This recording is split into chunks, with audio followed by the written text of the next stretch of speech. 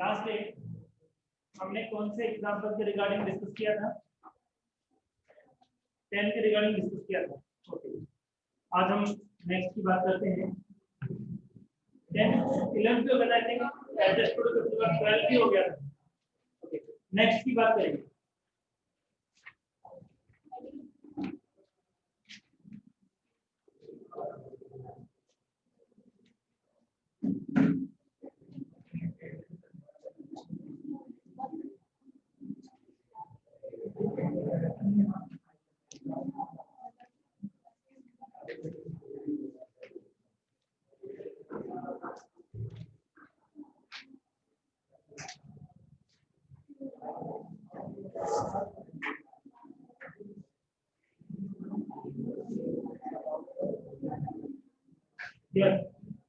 Hindi medium की book में page number 113 है।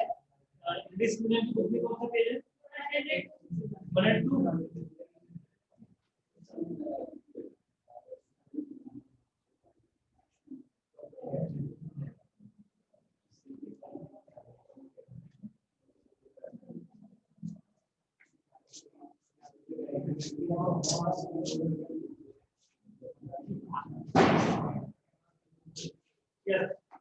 एग्जाम्पल नंबर 13 को डिस्कस करेंगे आज हम।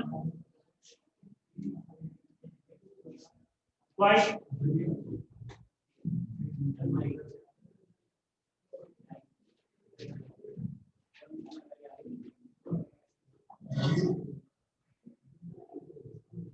देखिए, in this question there are 3 partners A, B and C. This 2:1 and who is retiring partner in this question? C. अब C को पेमेंट कैसे करना है क्लियरली गिवन है, कैश में पेमेंट करना है। ओके, और जिस दिन C को पेमेंट करना है तो ऑल पार्टनर्स है उनकी एडजस्टेड कैपिटल कितनी थी? यानी A, B और C। A की एडजस्टेड कैपिटल कितने गिवन है? 30,000। B की एडजस्टेड कैपिटल कितने गिवन है? 40,000 एंड C की 30,000। Retiring partner. अब अपने पास ऑलरेडी जो कैश बैलेंस है वो कितना है? 20,000। क्या देना? अपने पास जो कैश बैलेंस है ऑलरेडी क्वेश्चन के अंदर वो कितना है? बट ये देखना है कि कंप्लीटली यूजेबल है या फिर नहीं। पार्टली यूज करना है या कंप्लीट यूज करना है, बिल्कुल भी यूज नहीं करना। देखते हैं मिनिमम बैलेंस कितना रखना है? 10,000 मिनिमम बैलेंस रखना है। कितना बैलेंस आप यूज कर सकते हो, कितना कैश यूज कर सकते हो? 10 यूज कर सकते हो। तो हम 10 इसमें से क्या करते हैं? लेस करते हैं। तो कितना यूज कर सकते हैं हम लोग? ठीक है, आगे देखिए। अब आपसे पूछा क्या है कि जो रिमेनिंग पार्टनर है उनको कितना अमाउंट लाना होगा या फिर लेके जाना होगा। तो एज एडिशनल कैपिटल इंट्रोड्यूस करेंगे या कैपिटल विड्रॉल करेंगे। तो अब देखिए, ध्यान देना, अमाउंट जो भी है वो कौन लेके आएगा? ए और इसके पास कितने कैपिटल पहले से? 30,000 और यहाँ पे कितनी है?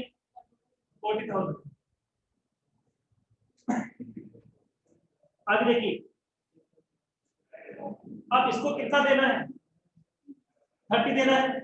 क्या अरेंजमेंट भी 30 का करना होगा? क्या इसको पेमेंट ना 30 का, क्या अरेंजमेंट भी 30 का करना है? क्या 30 का नहीं करना? वैसे 30 करना था, बट हम 10 कौन सा यूज कर सकते हैं? 10 कौन सा यूज कर सकते हैं? तो मिनिमम कैश बैलेंस की बात करी है। इसमें टोटल अमाउंट कितना हो जाएगा? यहाँ से 20 हो गया, 70 यहाँ पे हो गया, अमाउंट कितना हुआ? 90 फ्यूचर में किसकी कैपिटल होगी? ये जो 90,000 है वो कैपिटल फ्यूचर में होगी, पर किनकी होगी? ए और बी। और किस रेशियो में होगी? किस रेशियो में होगी बताइए? 3:1 2, तो 90 को 3:2 में डिस्ट्रीब्यूट करके बताइए।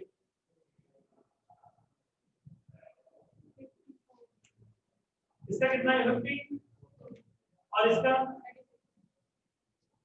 अब इसकी पहले से कैपिटल कितनी है और अभी कितनी होनी है, बताओ क्या होगा? कि कैसे इंट्रोड्यूस करेगा या विड्रॉल करेगा, बताइए। इंट्रोड्यूस करेगा ना, क्योंकि ये कौन सी कैपिटल है, ये एडजस्टेड कैपिटल। कौन सी कैपिटल है और ये कौन सी कैपिटल है, न्यू कैपिटल है। तो न्यू कैपिटल एक्सिस है या फिर एडजस्टेड कैपिटल एक्सिस है, न्यू। तो अब फ्यूचर में कितनी मेंटेन करनी है उसको, 54 करनी है, तो 30 तो उसको ऑलरेडी है ना, कितना और उसको इंट्रोड्यूस करना पड़ेगा, 10 लाख एडिशनल कैपिटल। और एडिशनल कैपिटल कंट्रीब्यूट करने की जड़ एंट्री क्या होती है, कैश फ्रॉम डेबिट टू ए से। तो एक का तो समझ में आ गया। बी की बात कर लेते हैं। बी की एडजस्टेड कैपिटल कितनी है 40,000, पर बी की न्यू कैपिटल कितनी है, इसको इंट्रोड्यूस करना होगा या विथड्रॉ करना होगा, कितना अमाउंट 4,000। अब यहाँ पे कैपिटल विथड्रॉल है, तो इससे उसकी कैपिटल क्या हो जाएगी, डाउन हो जाएगी, और कैश बैलेंस भी बिजनेस से कम हो जाएगा। एंट्री क्या बनेगी, 20 capital account debit to cash. क्या आपकी ये क्वेश्चन समझ में आ गया? बट इस किस्म में नेसेसरी एंट्री के लिए कहता तो क्या होता, इसी किस्म में नेसेसरी एंट्री पास करने के लिए कहता, आवश्यक प्रवृत्ति देने के लिए कहता तो क्या, एक एंट्री और होती, कौन सी, सी को पेमेंट करने की। पर उसने ऐसा कुछ नहीं कहा, उसने तो क्या बोला, कितनी कैपिटल उनको रिड्यूस करनी है या फिर विथड्रॉ करनी है, उसकी एंट्री दीजिए। इसलिए हमने कौन सी एंट्री पास नहीं की, सी को पेमेंट करने की एंट्री पास नहीं की। बट ये एक्सपेरिमेंट एग्जाम में हो सकता है। हाँ, क्या प्रॉपर्ली सबके समझ में आ गया है? कोई डाउट है इसके अंदर? किसी डाउट नहीं है? आपने एग्जांपल समझा दिया, लेकिन सर है ना आपने हमारे कोर्स भी हो गया, इसमें साइड वाला कराया नहीं था। साइड में है ना कमेंट टाइप पार्ट से हुआ साइड कोर्स के ना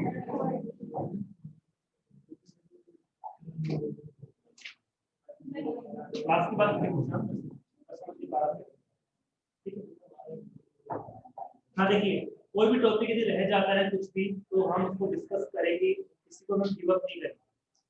बट एक बार हम सीक्वेंस की बात करें, कल 11 12 फिर आपने 13 कर लिया, 14 की बात करते हैं। Look at the board. अभी जो क्वेश्चन किया ना, उसमें हमें कौन सी कैपिटल गिवन थी, एडजस्टेड कैपिटल गिवन थी। और इस क्वेश्चन के अंदर भी हमें क्या गिवन है, एडजस्टेड कैपिटल गिवन है। अब देखिए दोनों क्वेश्चन में चेंज किया है, वो देखते हैं। लास्ट क्वेश्चन के अंदर भी एडजस्टेड कैपिटल कितनी थी 30,000, और इसकी कितनी थी, बट थोड़ा रिवर्स है इसके अंदर। फर्स्ट पार्टनर की कितनी है, नेक्स्ट की कितनी है, और लास्ट वाले की भी कितनी है 30। रिटायरिंग पार्टनर यहाँ पर कौन है, सी। क्या ये केस भी यहाँ पे है क्या, लास्ट क्वेश्चन में और उसमें चेंज क्या है, उसमें हमारे पास ऑलरेडी कितना कैश बैलेंस है, बट यहाँ पे तो हमारे पास बैलेंस ही नहीं है। तो इस बार क्या है, यहाँ पे कोई सब्ट्रैक्शन करना होगा, हमें सब्ट्रैक्शन करना नहीं होगा। इट मींस ए और बी को कुल मिला के कितना अमाउंट लाना पड़ेगा टोटली, कंप्लीटली लाना पड़ेगा, ये तो उनका है, कितना और लाना पड़ेगा, 30 लाना पड़ेगा। टोटल कैपिटल की कितनी हो जाएगी 1 लाख, और ये 1 लाख कौन से रेशो में होगी,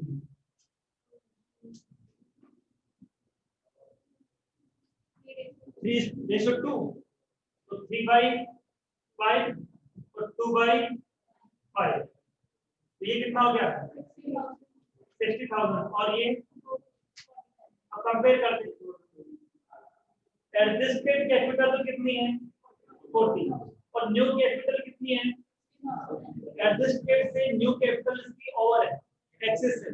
कितना अमाउंट एक्सेस है 20,000, तो 20,000 एज अ एडिशनल कैपिटल उसको प्रोड्यूस करनी होगी। कैश अकाउंट डेबिट टू ठीक है, रिगार्डिंग बी हम बात करें तो उसकी एडजस्टेड कैपिटल कितनी थी 30 और उसकी न्यू कैपिटल जो गिवन है जो हमने कैलकुलेट की है वो कितनी है, तो इसको कितना अमाउंट और एक्स्ट्रा लाना पड़ेगा 10,000। इसकी पहले कम थी और फ्यूचर में ज्यादा है। कितना एंट्री बताइए, कैश अकाउंट डेबिट टू।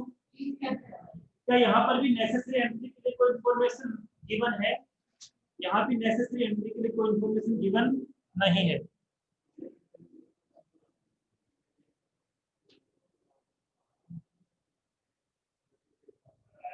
देखिए 15 की बात करते हैं। 15 से नॉर्मल क्वेश्चन हो जाता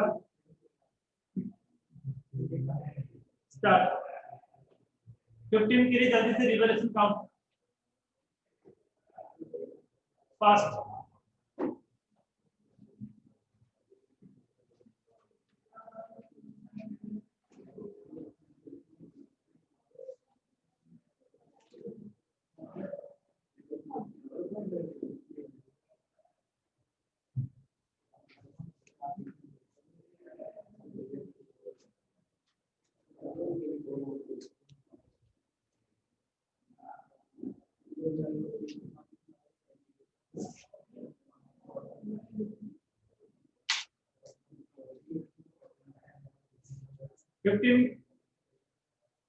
एग्जाम्पल की बात कर रहे हैं और इसमें हम सबसे पहले बनाएंगे रिवैल्यूएशन अकाउंट। फर्स्ट पॉइंट से ही रिवैल्यूएशन की इंफॉर्मेशन गिवन है। बिल्डिंग को 20% से हमें क्या करना है, अप करना है और बिल्डिंग की जो वैल्यू है ऑलरेडी 1 लाख रुपीस थी। 1 लाख का 20% कितना होता है 20,000। अब हो रही है ना, इधर क्या था अपना a प्लस और इधर क्या था l प्लस। तो यार a प्लस है या l प्लस है? a प्लस है आई मीन एसेट्स। तो क्या लिखना आप लोग यहाँ पर by building 1 lakh into 20%।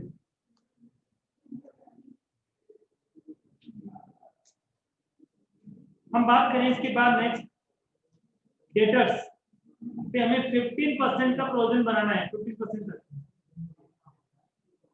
Debtors किसने के हैं 20,000।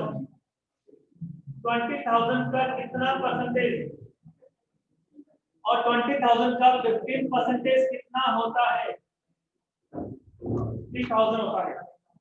ऑलरेडी हमारे पास कितना गिवन है, तो 1,000 तो पहले है, अब प्रेजेंट में कितना है 3,000। कितना थाउजेंड कितना अमाउंट एक्स्ट्रा है, तो दैट इज अप हो गई या डाउन हो गई। 1 से 3 हो गई, 2,000 से अप हो गई इधर या फिर इधर 2 पीबीडी। आपको फुल फॉर्म लिखना है, कितना अमाउंट आएगा कैसे कैलकुलेट किया 20,000 इनटू 15% और माइनस कितना कितना है 1,000। देन हम बात करते हैं मशीनरी पे 20% हमें डेप्रिसिएशन चार्ज करना है। मशीनरी के ऊपर 20% डेप्रिसिएशन चार्ज करना है। मशीनरी दी 50,000 की और डेप्रिसिएशन चार्ज करने से क्या होगा, उसकी वैल्यू डाउन हो जाएगी। To machinery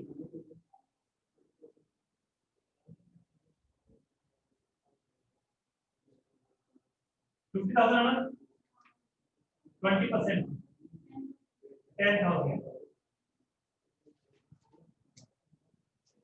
Then next stock 1,000 से ओवर वैल्यूड है, यानी बुक वैल्यू 1,000 से क्या है ज्यादा है। तो बुक वैल्यू ज्यादा है तो प्रेजेंट वैल्यू क्या हुई कम हुई। कितने से कम हुई 1,000 से। किस तरह देखना है डेबिट साइड में। तो स्टॉक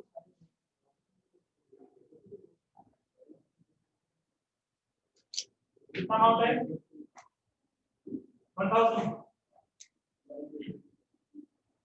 उसके बाद हम नेक्स्ट की बात करते हैं क्रेडिटर 6,000 से कम करना है।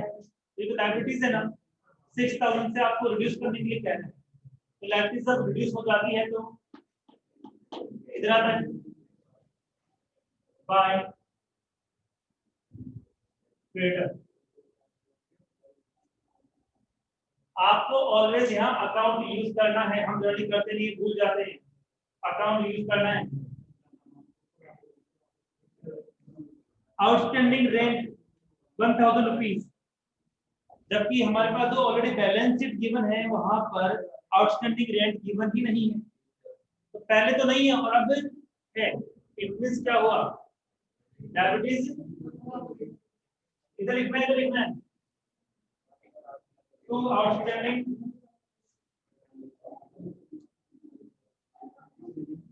1000।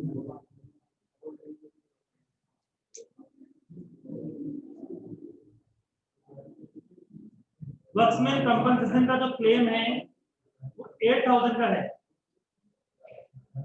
और अपने पास ऑलरेडी जो रिजर्व है वो कितने का है, 16000 का। तो क्या रिवैल्यूएशन अकाउंट में उसको मेंशन करना है? क्या वर्कमैन कंपनसेशन फंड का जो अमाउंट है या लायबिलिटीज है उसमें शो करनी है क्या? नहीं करनी। क्यों नहीं करनी? क्योंकि रिजर्व लायबिलिटीज से ज्यादा एक्स्ट्रा कम होता, उस केस में क्या करना होगा, कंपेयर करना होगा। नेक्स्ट बताइए, गुडविल। क्या गुडविल की वैल्यू इसमें हमें लिखना है? गुडविल की वैल्यू हमें इसमें नहीं लिखना है। अब और तो यहाँ पे कोई भी इंफॉर्मेशन गिवन नहीं है, यहाँ पर और कोई भी इंफॉर्मेशन गिवन नहीं है जो कि रिवैल्यूएशन अकाउंट के ऊपर इफेक्ट कर रही है। डायरेक्ट डिफरेंस निकालते हैं। इधर 26 हो गया, इधर का टोटल कितना हुआ, 5 12 14। इधर का टोटल कितना हो गया, 14 हो गया। और इधर कितना, 26। 26 में से आपको 14 सब्ट्रैक्ट करना है। ओके, तो पार्टनर्स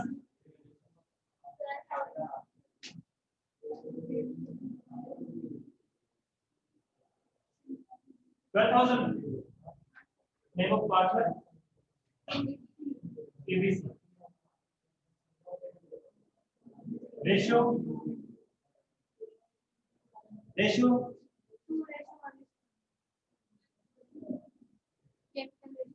कैपिटल में डिस्ट्रीब्यूट करो,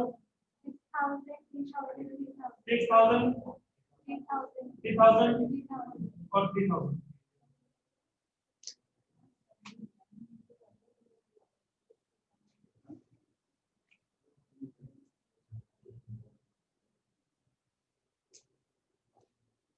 आई थिंक सबके रिवैल्यूएशन अकाउंट प्रॉपर्ली समझ में आ गए। अब हम डिस्कस करेंगे partners capital account.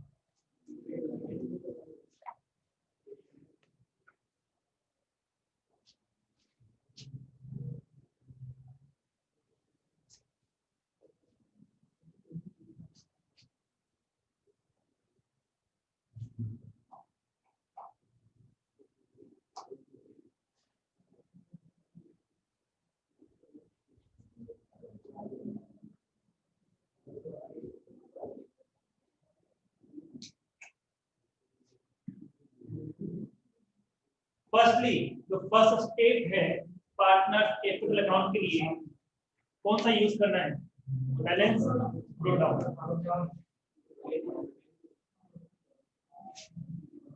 An amount 80,000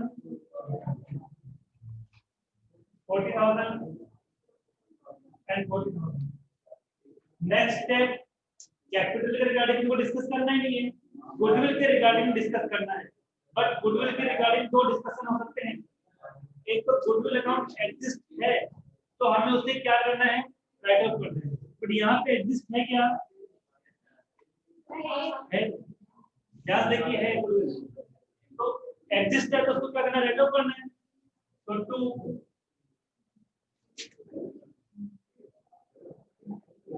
10,000 को कौन से रेशियो में हमें डिस्ट्रीब्यूट करना है,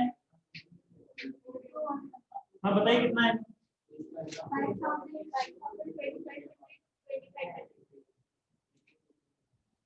अब गुडविल ऑफ द फर्म कितने गिवन है, 72,000 फर्म की है। और जो रिटायरिंग पार्टनर गुडविल लेके जाएगा वो केवल अपना शेयर लेके जाएगा। उसका शेयर कितना है? 1/4। कितना हो गया? एंट्री क्या बनेगी? सर बी तो जा रहा है, बी जा रहा है। यहाँ पे कितना आएगा? 12,000 एंड काउंटर एंट्री बनेगी या नहीं बनेगी? क्यों बनेगी? क्योंकि दोनों तरफ कैपिटल अकाउंट इफेक्ट हो रहा है। तो में किसका नाम आएगा? टू में बी का, बट अमाउंट टू जो है बी के कॉलम में नहीं आएगा, ए और सी के कॉलम में आएगा। 12,000 और 6,000 बाय एस कैपिटल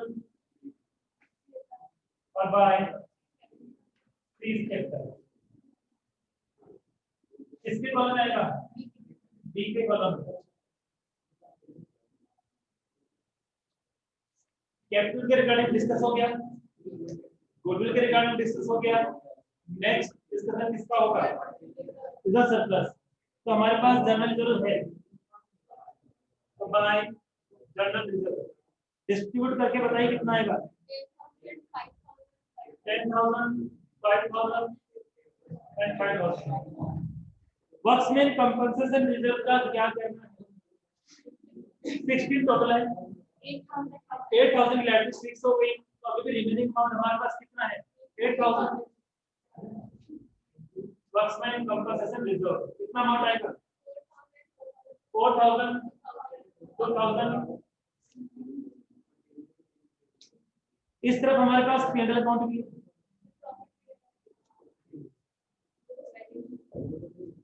बस सीधा रेवेन्यू भी जाएंगे ना, करें हम किसकी बात करेंगे? रिटर्न प्रॉफिट की, रिजर्व सरप्लस की। मेरे पास सीक्वेंस ब्रेक करना ही है, वैसे लिखना तो है। फर्स्ट सीक्वेंस किसको लिया था हमने? ड्रॉ डाउन को। नेक्स्ट किसको लिया था? गुडविल का। जब किसमें आएगा? थर्ड पे क्या था? रिजर्व। तो पी&एल भी किसका पार्ट है? रिजर्व सरप्लस का पार्ट है। पहले उसको हम फिनिश करेंगे।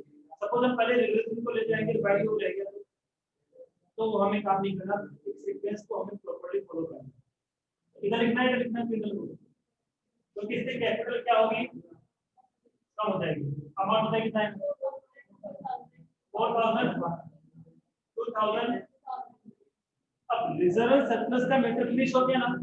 अब हम किसको डिस्कस करेंगे? रिवैल्यूएशन। और इस तरफ है इट मींस प्रॉफिट है, और प्रॉफिट होने से कैपिटल क्या होती है? इंक्रीज होती है। कितना अमाउंट है? 6, 3 एंड 3। आई थिंक यहाँ तक आपको सबके प्रॉपर्ली समझ में आ चुका है। कोई डाउट नहीं यहाँ तक? पीछे केसरी, बाकी पीछे ठीक।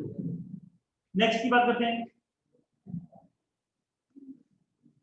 पेमेंट का मैटर देखते हैं। अब इसमें क्या पेमेंट के लिए डायरेक्ट इंफॉर्मेशन आपके पास है? तो फर्स्टली तो इसमें क्या कहा है कि न्यू फर्म की कैपिटल है वो कितनी है? न्यू फर्म में पार्टनर कौन कौन है? तो हमें एक बैंक स्पेस होगी, एक बिल्डिंग ज्यादा करना पड़ेगा। बी गया। अब देखिए हम इस टॉपिक को डिस्कस करेंगे। जनरली जो 99% क्वेश्चन है ना, उसमें ए, बी और सी है, और ज्यादा कौन है? सी। इसलिए हमारी हैबिट बन जाती है कि डायरेक्ट कौन? सी जाएगा, और किस हमारा दिमाग लगाता है और ए को भेज देता है, इस बार तुम जाओ। ये क्या करता है? ये जाता हमारा नंबर ले जाता है, तो बिना ही सीधे गया। तो ध्यान देना आप लोगों को कि पार्टनर कौन जा रहा है। अब एक बार मिस्टेक हो सुनिए, जब भी एक्स वाई और जेड होता है ना, इसमें एक्स वाई और किसने डाला होता है उसकी, हमने एक्स और वाई को पढ़ा और हमने क्या नहीं पढ़ा? एक को पढ़ाएंगे, क्यों? हमारे माइंड में तो ये कि एक्स वाई के साथ जेड तो आएगा, जेड नहीं। तो वहां पे ये एक्सपेरिमेंट वो करता आपके साथ, आपको थोड़ा सा पेशेंस रखना है। देख लेना एक बार कौन है, देखने का टाइम लगेगा नहीं, आप देख लें ठीक है। तो बताइए 1,20,000 है, ये कैपिटल कम की है तो किसकी कितनी होगी? 120 है ना। कौन से रेशो में? 2:1 कितनी हो गई? और सेकंड वाले की ये कौन है आपका? ए और ए। क्या पेमेंट के रिगार्डिंग कोई इंफॉर्मेशन है कि बी को पेमेंट किस तरह से करना है? देखिए कुछ इंफॉर्मेशन है क्या?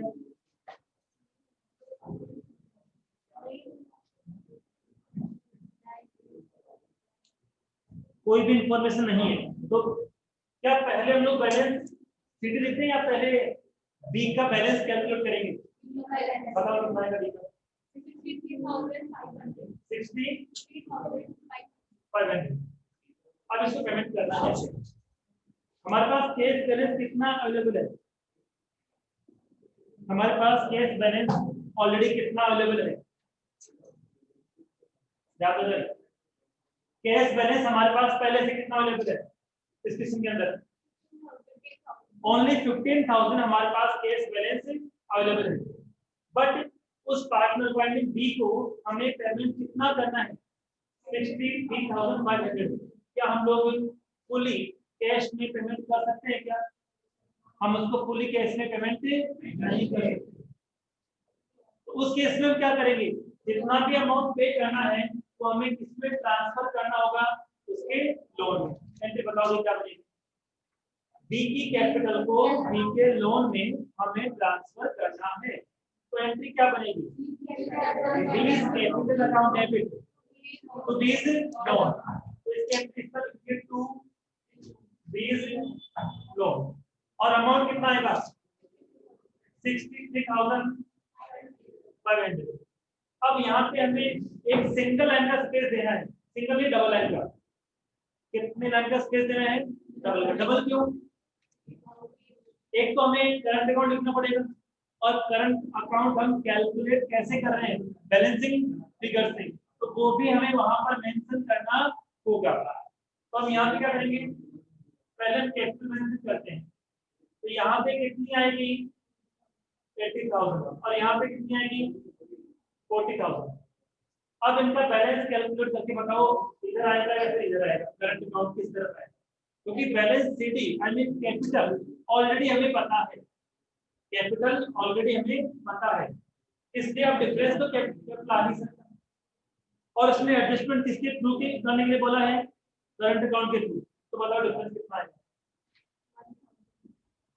करंट अकाउंट के थ्रू डिस्कस बोला है कितना आएगा? इस तरफ आएगा इस तरफ आएगा? दोनों तरफ आएगा। फिर से आएगा तो बाय करंट अकाउंट अमाउंट बताना 1,000।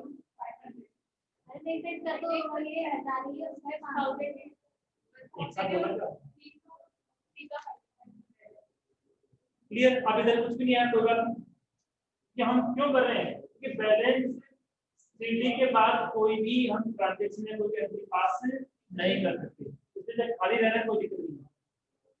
बट बाय द इधर डिफरेंस ज्यादा हमने डिस्प्ले नहीं दिया होता तो हमारा क्वेश्चन रॉन्ग हो जाता, कंसेप्चुअली मार्क्स कट हो जाते। क्या यहाँ पे कोई प्रॉब्लम हो? अब देखिए जब न्यू बैलेंस शीट बनाएंगे तो इस पार्टनर्स कैपिटल अकाउंट से कितने चेंज आएंगे? एक तो आपके सामने नई चीज क्या आ गई? चेंज का मतलब कैपिटल पहले भी थी कैपिटल अभी भी रहेगी। पहले 3 की थी अब 2 की रहेगी। बट क्या चेंज आएंगे जो पहले नहीं खराब है? एक तो 20 और एक करंट अकाउंट किस तरफ आएगा? हाँ किधर आएगा? Asset side. और एक का इधर होता है एक का इधर होता है। एक का एसेट साइड में भी आता है और एक का लायबिलिटी साइड में भी आता है। इधर वाले किधर आता है हमेशा? इधर जिसका करंट अकाउंट होता है उसका एसेट में आता है ना। और इधर वाले का क्योंकि बाई का मतलब क्या होता है जनरली? डीआर। बाई तो ना बाई का मतलब डीआर होता है ना। तो डीआर बैलेंस किसका होता है? एसेट। और टू का मतलब क्या होता है? सीआर। और सीआर बैलेंस किसका होता है? कैपिटल। इस वजह से करंट अकाउंट भी लायबिलिटी भी आ सकता है और एसेट भी आ सकता है। डिपेंड किस पे करता है? किस तरफ बैलेंस आता है। तो क्या बैलेंस शीट बना लो क्या इसमें?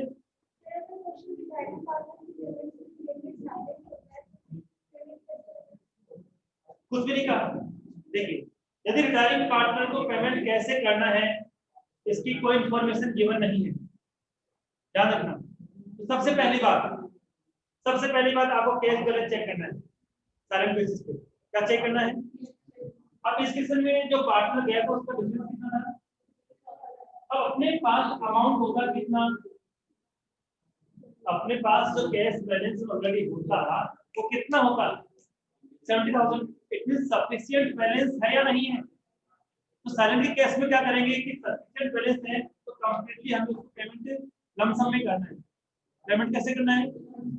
बट बैलेंस सफिशिएंट नहीं है उस केस में ये नहीं करना है जितना है उतना दे दो, बाकी हम लोन में ट्रांसफर कर देंगे। उस केस में बिल्कुल भी अमाउंट को पे नहीं करना है, कंप्लीटली जो अमाउंट है उसको ट्रांसफर कर देना है लोन में। आई बात समझ में? ये आपको ऑलवेज ध्यान रखना है।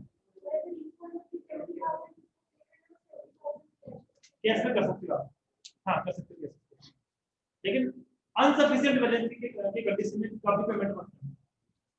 अनसफिशिएंट बैलेंस की कंडीशन में कभी भी आप पेमेंट मत करना। उस केस में अमाउंट कहां लेके जाओगे? लोन। अब यहाँ पे क्या है, डीके गोल में कुछ यहाँ पे दे रखे हैं, राजस्थान बोर्ड में तो नहीं है, राजस्थान बोर्ड में सब मानते नहीं है। डीके गोल में क्या है कि मान लो 15,000 बचा हुआ है और देना 60 है, तो 15,000 क्या कर रहे हैं केस में दे रहे हैं और रिमेनिंग अमाउंट कहां ट्रांसफर कर रहे हैं? लोन में। बट वो कंसेप्ट के अकॉर्डिंग सही नहीं है। आपको सीधा कौन सा अमाउंट चेक करना है? आपको चेक करना है बैलेंस सफिशिएंट है तो पेमेंट करो।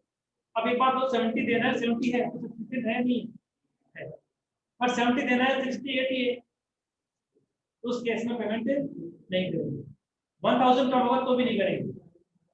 किस केस में? साइलेंट के केस में। और सपोज बैलेंस तो कितना है? 15,000 रुपीज का ही बैलेंस है और किसने फिर भी कह रहे पेमेंट करो।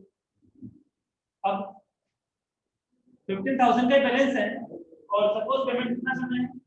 बैंक से लोन लेके लोन नहीं बोलेंगे, लोन के लिए बोला नहीं है, ओडी क्या बोलेंगे उसको? लोन, लोन के लिए बोला नहीं है, ये कहा है पेमेंट करना है। उस कंडीशन में क्या होगा? पेमेंट कहां से करोगे आप? बैंक ओडी होता है, बैंक ओवरड्राफ्ट। क्वेश्चन में कहते हैं कि हाँ बैंक से लोन लेके पेमेंट दिया तो अलग मैटर है, बट क्वेश्चन में लाइन नहीं है। वहां क्लियर क्या गिवन है कि उसको पेमेंट करना है। क्या करना है? पेमेंट करना है। बट अमाउंट कहां से लाओगे?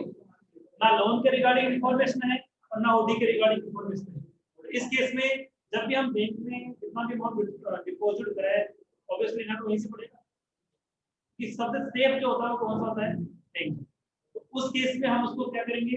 बैंक ओवरड्राफ्ट मानेंगे। और बैंक ओवरड्राफ्ट मानेंगे तो जो बैलेंस शीट बनाते टाइम पे हमें ओवरड्राफ्ट शो करना है। किस तरह करना है? Liability side. किस तरह करना है? कैश बैलेंस हमारे पास नहीं बचेगा उसके। अब ऐसा क्वेश्चन हमारे पास है कि बैंक से लोन लेकर पेमेंट करना है, उस केस में क्या होगा? ओडी नहीं आएगा, उस कंडीशन में बैंक लोन आ जाएगा। उसमें तो बैंक ही आएगा ना। कैसे बैंक? एक से बैंक लोन कैसे बताओ? बैंक का बैंक बैलेंस ही बढ़ेगा और लोन भी बढ़ेगा, दोनों बढ़ेंगे।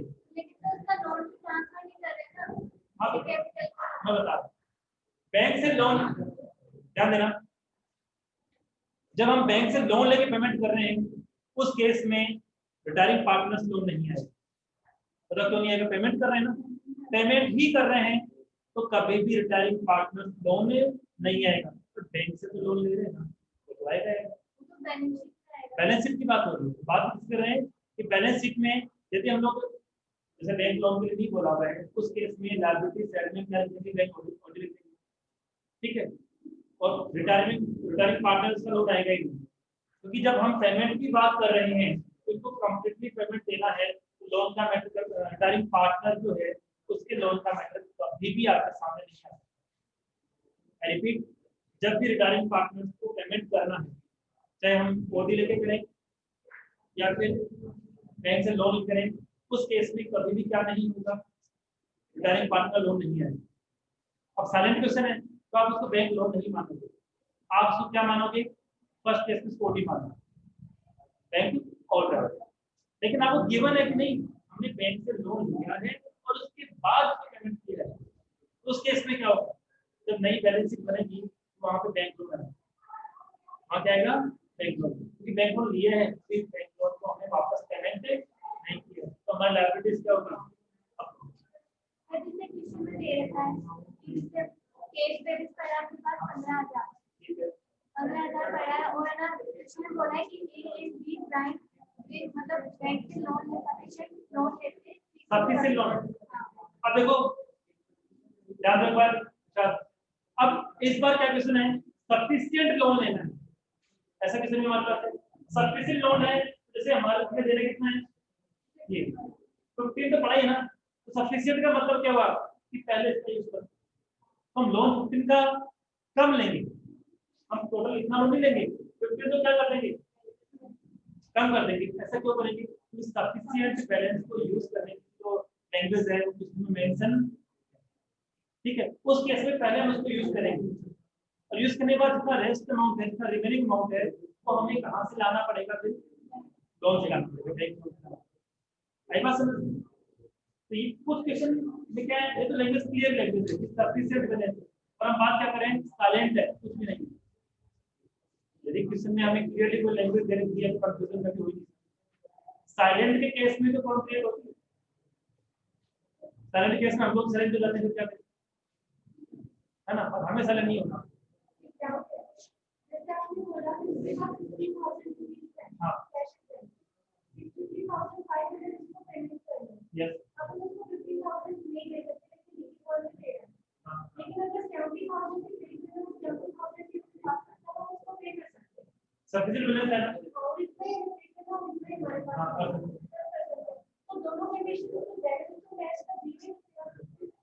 देखो क्वेश्चन में गिवन है, अभी बात चली क्वेश्चन में गिवन है, क्वेश्चन में गिवन है, कहा गया है कि आपको सफिशिएंट बैलेंस यूज करना है, मेंशन है वो। मैं बात कर रहा हूँ मेंशन जब होगा कि सफिशिएंट बैलेंस आपको यूज करना है, तो उस केस में आपको देखना नहीं बैलेंस कितना है कितना नहीं, पेमेंट करना ही होगा। क्वेश्चन लैंग्वेज क्या है कि सफिशिएंट बैलेंस का यूज करो और जितना लेस अमाउंट होता है उसको आप बैंक से लोन लो और उसको पेमेंट करो। तो पेमेंट करने के लिए आपको इंस्ट्रक्शन दिए गए, तो जब पेमेंट करने के लिए इंस्ट्रक्शन दिए गए हैं उस केस में आपको सफिशिएंट बैलेंस है या नहीं है मैटर नहीं करता। जैसे मैंने ओडी की बात की कि बैंक से लोन की बात नहीं कर रहा, सफिशिएंट बैलेंस भी नहीं है, फिर भी क्या हो रहा है? पेमेंट करो। क्वेश्चन में क्या मेंशन है? पेमेंट करो, बैलेंस नहीं है हमारे पास, तो पेमेंट कैसे करेंगे? करना पड़ेगा। क्यों करना पड़ेगा? क्योंकि क्वेश्चन में हमें इस बात के लिए इंस्ट्रक्शन दिए हुए हैं। तो उस केस में हमें कौन सी फैसिलिटी माननी पड़ती है? उसको बैंक ओडी की फैसिलिटी माननी होती है। बात समझ में? तो किसी भी क्वेश्चन में कोई भी मेंशन है, गिवन है, तो फिर हमें उसी को प्रायोरिटी देनी पड़ेगी, क्योंकि फिर वो साइलेंट नहीं है, फिर वो साइलेंट नहीं है। हम किसकी बात करें? साइलेंट 70,000 है और 70,000 पेमेंट करना है, तो आप कि हमारे पास सफिशिएंट। कई बार समझ में, कई बार ऐसा भी हो जाता है गिवन इंफॉर्मेशन है कि 70,000 पेमेंट करना है, कितना करना है, और हमारे पास 100 रुपीज पड़े, फिर भी क्या बोलता है रिटायरिंग पार्टनर जो है उसका अमाउंट उसके लोन में ट्रांसफर कर। अब क्या करें बताओ? हम क्या करते हैं? तो सफिशिएंट बैलेंस को देख के पेमेंट कर डालते हैं, जबकि क्वेश्चन में मेंशन क्या कर दिया उसने कि पेमेंट नहीं करना है, उसके लोन में ट्रांसफर करना है। अब मैं इसके पीछे थिंक बताता हूँ, ऐसा क्यों? वो सोचते हैं कई बार कि नहीं हो सकता है कि फ्यूचर में हमें अमाउंट को नीड है, तो अभी अमाउंट हमारे पास पड़ा है, बैंक से कहीं और से लोन लेके इंटरेस्ट देना पड़ेगा, इससे अच्छा क्या है एक बार पेमेंट को ना देके डिले कर देंगे। पार्टनर क्योंकि हमारे फर्म का एक पार्ट मेंबर था, तो उसका जो लोन के ऊपर जो इंटरेस्ट रेट है वो बैंक की कंपेयर में कम आएगा। तो ये लैंग्वेज भी क्वेश्चन में आएगी कि हमारे पास सफिशिएंट बैलेंस होने के बावजूद हम क्या कर रहे हैं? पेमेंट करने के लिए आपको बिल्कुल मना किया हुआ है। तो आपको लैंग्वेज जरूर देखनी है क्वेश्चन में। साइलेंट के केस में तो आपको बता दिया मैंने, पर साइलेंट नहीं है तो फिर बैंक क्वेश्चन की जो इंस्ट्रक्शंस है उनको हमें प्रॉपर्ली फॉलो करना है। ठीक है, क्योंकि सारे क्वेश्चन मैंने कहा ना, सारे क्वेश्चन को प्रैक्टिस करेंगे। सफिशिएंट बैलेंस है नहीं है, बैंक ओडी का है, हर एक केस में हम लोग डिस्कशन करेंगे, बट क्वेश्चन के थ्रू डिस्कशन करेंगे तो बेटर समझ में आएगा। जैसे आपको पता है सफिशिएंट कैश नहीं है क्योंकि वो पेमेंट करना तो बैंक कर दूंगा। हाँ वेरी गुड। लेकिन एक क्वेश्चन है जिससे पार्टनर कंट्रीब्यूट कर रहे हैं। हाँ इसमें हमें साइलेंट है और फिर हमारे पास सफिशिएंट कैश है तो बैंक के पार्टनर फर्स्ट प्रायोरिटी क्या है कि पार्टनर, हम इसमें क्या अज्यूम करते हैं कि पार्टनर को जितनी कैपिटल लगानी थी उन्होंने कैपिटल लगा दी। ठीक है, इस केस में जो अपना इंडियन पार्टनरशिप एक्ट 1992 है वो कहता है कि जो साइलेंट है पार्टनर बिना इन्फॉर्मेशन के कभी भी नॉट फील आए। जैसे अभी हमने क्वेश्चन किए 11 जो भी है उस सब में क्या है ये मैं मेंशन दी ना कि इनको सेक्शन में लाना है या फिर लेके जाना है। तो जब तक ये लाइन नहीं आती है तब तक हम उसको क्या मानेंगे ओडी ही मानेंगे। ठीक है लेकिन हम इधर डिक्टेशन देखिए उसका जो टाइमिंग होता है ना तो उसको नॉन में ट्रांसफर करते हैं। हम एक सारे क्वेश्चन करेंगे। सर ये लाइन का बुक में भी देती है साइलेंट होगा तो उसको नॉन में ट्रांसफर करते हैं। क्वेश्चन साइलेंट हो तो उसको नॉन में ही ट्रांसफर करना है। साइलेंट बट मैं कह रहा हूँ सफिशिएंट बैलेंस है तब कब क्या करोगे। मेट्रिक का चल रहा है सफिशिएंट बैलेंस है और साइलेंट है यही तो है ना। जब एक क्वेश्चन हमारे सामने आता नहीं है ना तो फिर हम उसकी बात सोचते नहीं। अब मैंने क्या कहा हम सफिशिएंट बैलेंस की बात भी करेंगे ओवर बैलेंस की बात भी करेंगे और लो बैलेंस की बात भी करेंगे। हर तरह के क्वेश्चन आपके लिए बनाए जाएंगे हर तरह के क्वेश्चन क्योंकि हमारा एक ही मोटिव है आपको आना चाहिए। एग्जाम में क्वेश्चन आए ये बात की बात है हमें आना चाहिए। तो उसी क्वेश्चन जो नहीं है वो मैं बनाऊँ। मैंने कहा था आई थिंक आपको कि हर चैप्टर के हम लोग प्रैक्टिस सेट बनाएंगे हम लोग मैं बनाऊंगा और आपको बना के दिए जाएंगे। क्यों दिए जाएंगे आपको डिफरेंट 10 क्वेश्चन दे चैप्टर की बना के आप कहोगे हो सकता है 10 के 10 ना आए हो सकता है 10 के 10 आ जाए लेकिन 10 नहीं आएंगे तो भी एक तरह से हमारी फायदा है क्या कि हमने नई लैंग्वेज सीख ली है। जहाँ जितनी गलती हो सके हमें कहाँ करनी है यहाँ कर लेनी है। एग्जाम में हम कोई भी मिस्टेक नहीं कर सकते यहाँ डिस्कस कर सकते हैं यहाँ मिस्टेक कर सकते हैं एग्जाम में नहीं कर सकते।